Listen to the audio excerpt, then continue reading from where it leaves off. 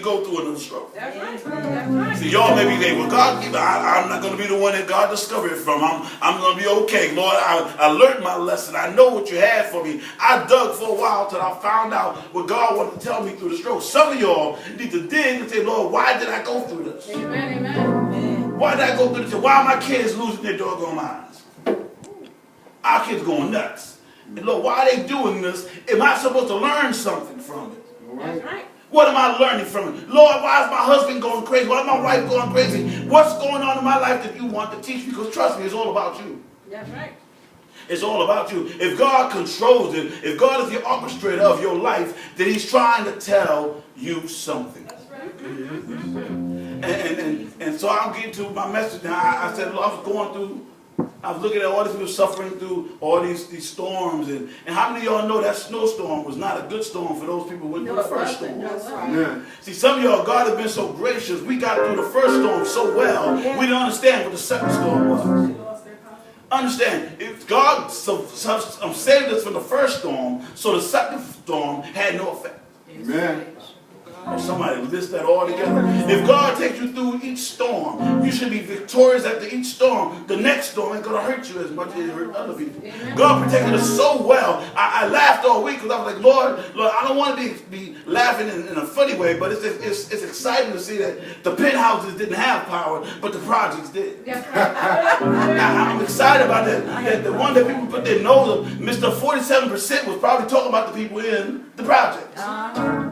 But it was the ones in the penthouse that didn't have no power. That's right. Oh, y'all missing that. See, understand, I got power. My power doesn't come from a generator. Con Ed ain't got nothing to do with us. There's all the power that God has bestowed upon us through the sacrifice of His Son, Jesus Christ. Preach on, Pastor. Preach on. My daughter went, I left my message, my daughter went and grabbed it. She laughed and she started reading the title and reading down it. And I said, okay, go ahead and laugh.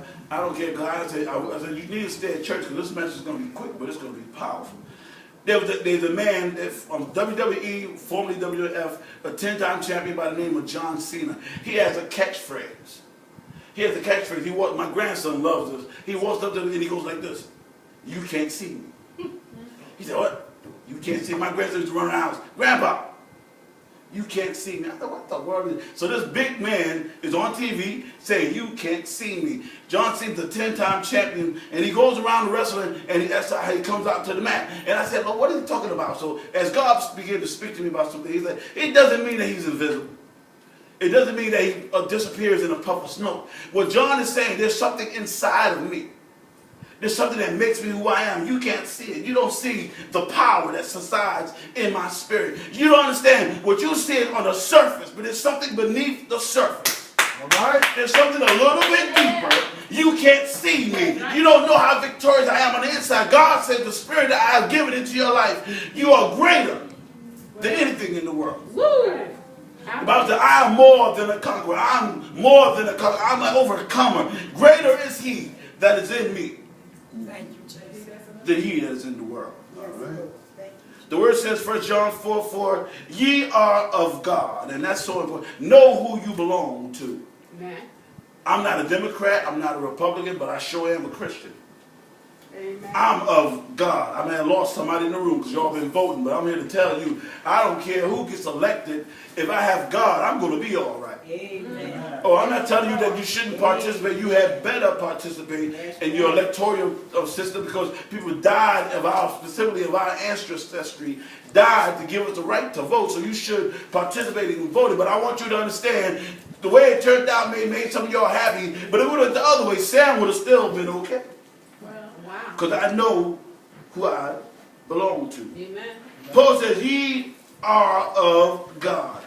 Little children, ye and have overcome them. And I can't go any further until I explain to you who them is. If you go to the previous chapter, 1 John 4:3, he says, every spirit that confesses not that Jesus Christ is come in the flesh is not of God.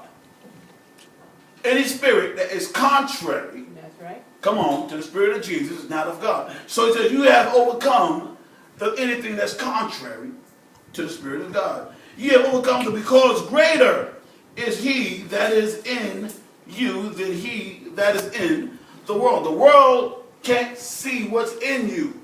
Amen. They look at your outside, they look at the color of your skin, they look at your height, they look at your weight, and they judge you according to what they see. But what's in you is far above anything that's in the world. That's right. John Cena was telling them, you can't see me because you don't understand who I am. I'm standing on this side of the ring. There's more to me than what's in the ring. But I want you to understand there's more to me than what's in the world. Yes. Some of us, you got to start doing some things to motivate ourselves, because y'all look kind of sad once in a while. Sometimes I think y'all forget who's inside of you. Amen. Sometimes we get stuck looking in the mirror. Y'all may need to stand in the mirror and go like this. You can't see me to your own self. Understand, you don't see what's going on inside of you. You can't see me. Some of you think they got you pegged. They think they know what gets you angry. You know, they know how to push your buttons. They know how to make you change your attitude about some things. They think they got you pegged. They think they know you inside and out. But there's somebody that's inside of you. Well, see, how many of y'all think that God is just stable and he don't never move? See, somebody think God is a mountain. If I get to the mountain, I discovered God. No, our God is always moving. Amen. He's always on the move. God is not a freestanding. How do you know this, Pastor? Because time is subject to God, and time waits for no man. No man, that's right. If time ain't waiting for you, then the God of time ain't got no time to wait for you either. Amen. Yep. amen. What's in you is so far above anything that in the world. You're so far above them, they can't even see you.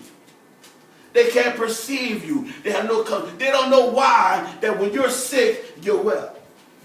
You're acting like you're well. You should be taking sick days, but you pushing your way to work and you're doing what you have to do, and you keeping a smile. And wait, but you just got robbed. You just got beat up. You just got deserted. Your children treating you badly. Why are you smiling?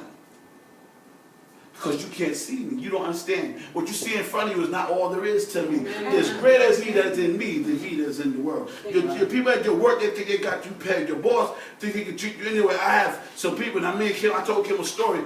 I happened to be witness to my boss firing somebody, and he acted like it was the greatest thing in the world that he did to this girl. He said, I destroyed her life.